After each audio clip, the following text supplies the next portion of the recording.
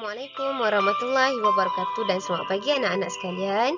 Okey, bertemu lagi kita dalam kelas KVS pembuatan roti tingkatan 3. Kita akan belajar berkaitan dengan penyediaan donat.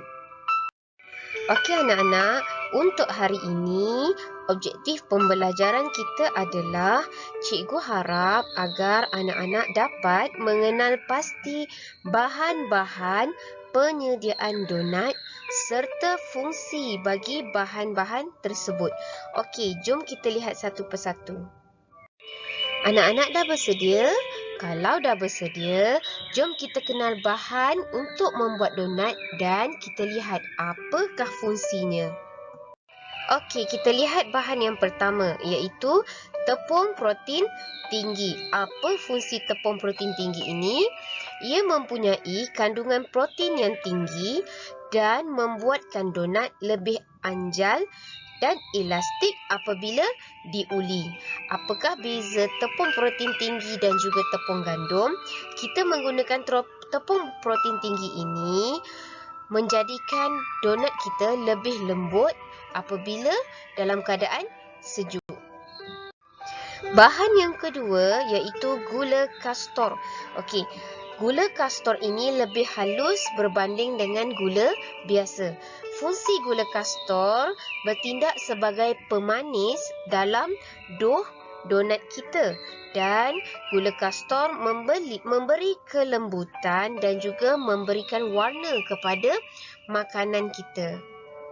Seterusnya ialah garam halus. Okey, fungsi garam halus ini untuk meningkatkan rasa dan juga meningkatkan struktur gluten dalam yeast. Okey, dan garam halus ini juga berfungsi untuk menggalakkan pertumbuhan yeast untuk mengawal penapaian.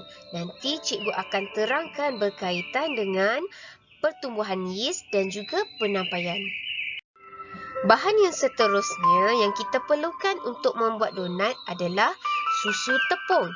Fungsi susu tepung ialah untuk melembabkan dough untuk proses penapaian dan juga meningkatkan rasa serta nutrien dalam makanan yang kita hasilkan. Okey, bahan seterusnya ialah yeast.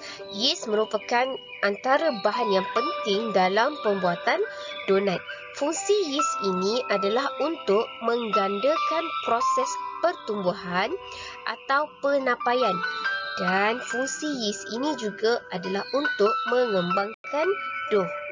Seterusnya kita lihat bahannya adalah telur. Okey, fungsi telur adalah menyediakan keupayaan untuk melembutkan, menaikkan, menambah rasa, warna dan juga nilai makanan. Dan fungsi telur ini juga memberi nutrien protein di dalam makanan kita. Yang seterusnya, bahan yang kita perlukan untuk membuat donat ialah air sejuk. Kenapa air sejuk?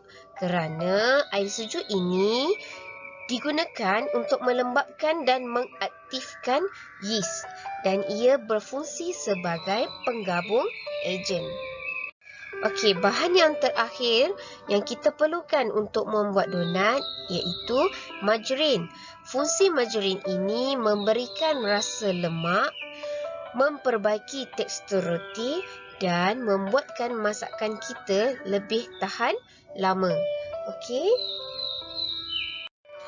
Bahan yang terakhir iaitu pelembut roti.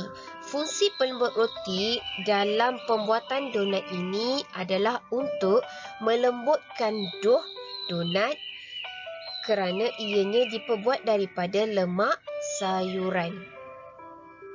Okey anak-anak, sekian itu sahaja pembelajaran kita berkaitan dengan bahan-bahan dan fungsi bahan untuk menghasilkan donat. Cikgu harap anak-anak faham dan cuba kenal pasti senarai bahan dan juga fungsi bahan-bahan tersebut. Sekian, terima kasih. Assalamualaikum.